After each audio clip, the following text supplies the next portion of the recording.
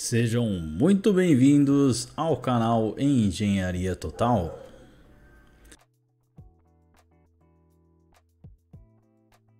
Hoje falaremos de um dos motores mais importantes da elétrica, os motores de corrente contínua e quais são as suas aplicações. Por favor, não se esqueça de se inscrever no canal e deixar seu like, porque isso ajuda muito o canal em Engenharia Total.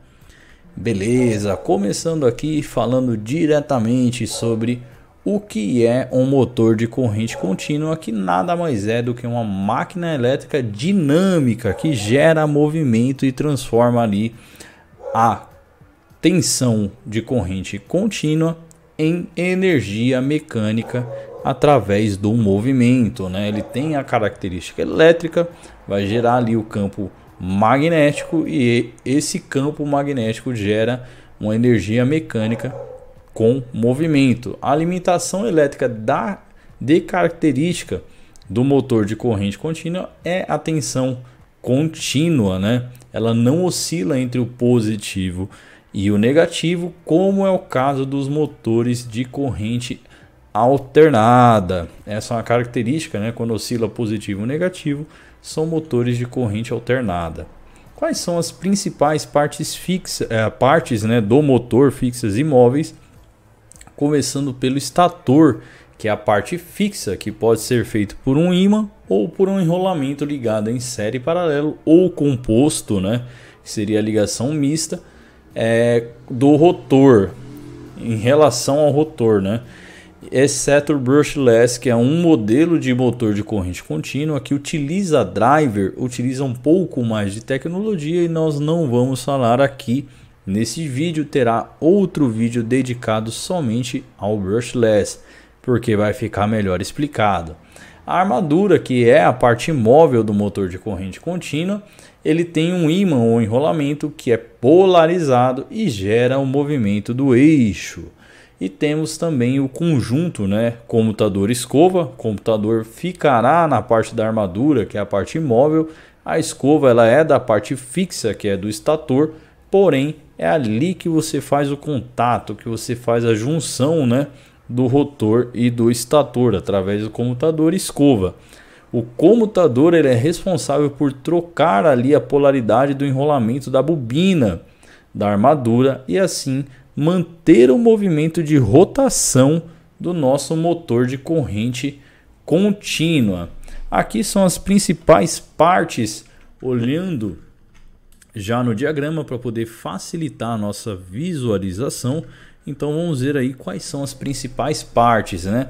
Na parte construtiva você tem o estator, que é a parte fixa, composto por carcaça, o núcleo ali polar, que é a parte de campo fixa, o enrolamento polar e a sapata polar. Show de bola, junto com as escovas, partes do estator, parte da armadura. Aí você já irá para o comutador, o eixo do rotor, o núcleo da armadura e o enrolamento de armadura, que são as partes móveis ali do nosso motor. Legal, olhando por outro ângulo você consegue ver com mais facilidade o eixo, o comutador, o núcleo e o rolamento da armadura. E ali no nosso lado esquerdo do vídeo você tem ali o conjunto novamente com um pouquinho menos de itens para poder facilitar a sua visualização. Quais são as três principais ligações dos motores de corrente contínua? Você tem o motor do tipo fechamento shunt, você tem o motor em série e você tem ele com o motor composto. O shunt, né, você tem um resistor de partida variável e você tem um reostato, né, que ajuda a regular a velocidade. Você tem a bobina induzida ali no campo de shunt e você tem a carga, onde você faz a ligação ali em relação à armadura.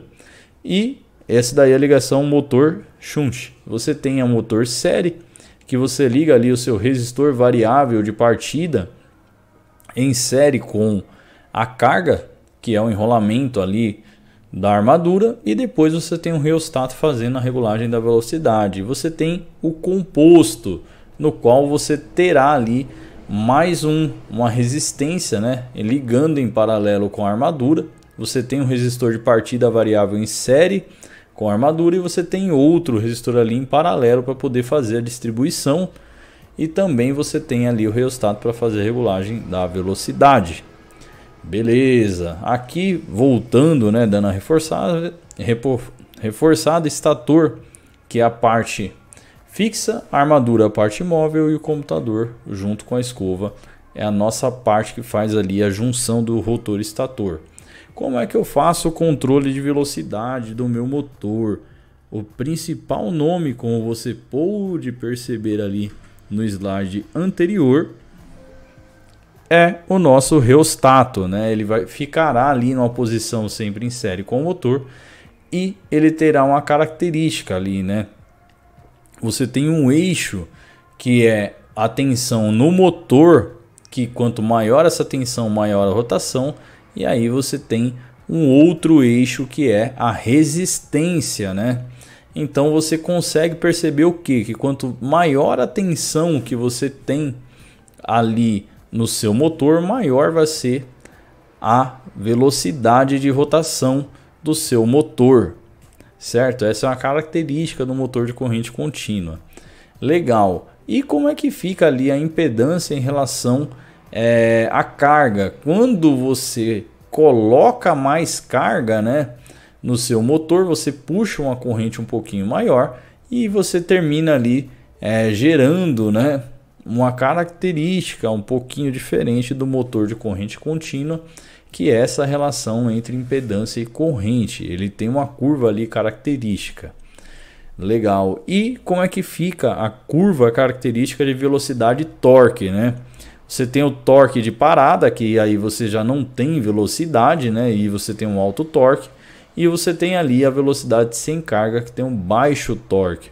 E você tem ali esse intervalo entre esses dois parâmetros de torque e velocidade, que é um intervalo ótimo de operação, de acordo com as características do motor.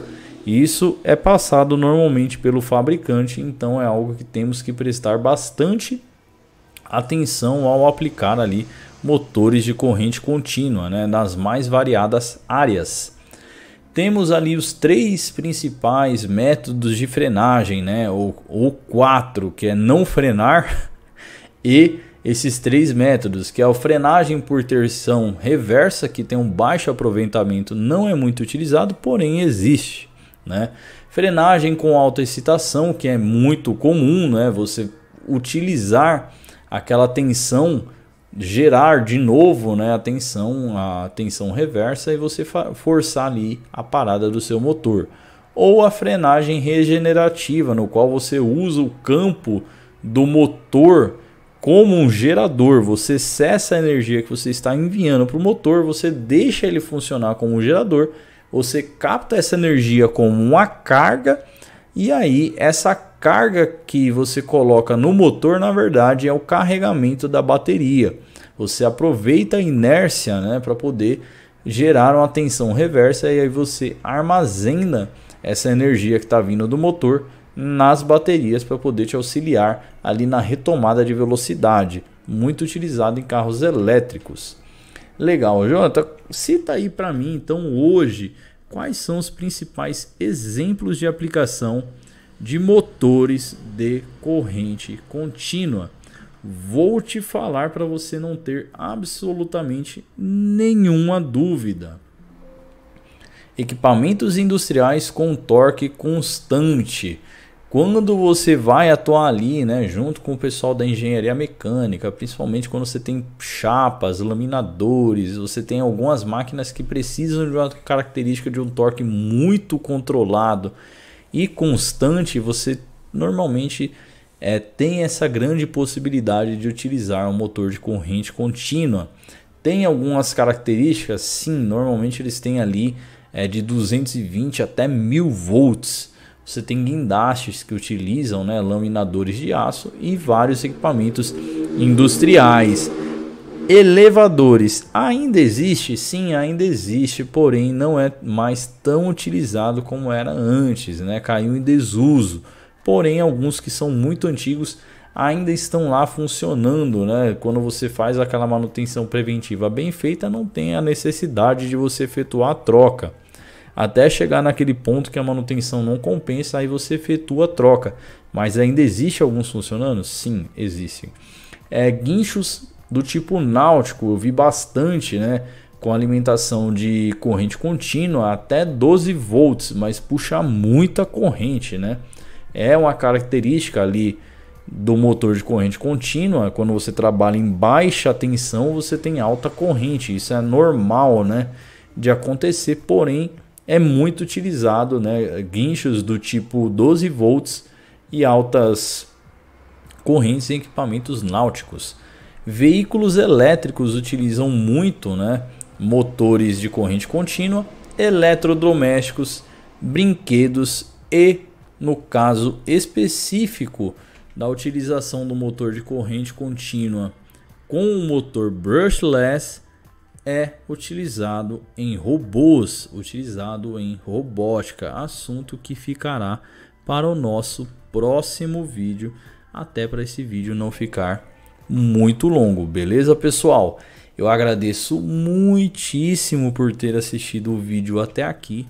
Muito obrigado mesmo. Não se esqueça de se inscrever no canal, de deixar o seu like para você ficar cada vez mais informado. Certo, pessoal? Espero vocês no próximo vídeo sobre os motores brushless.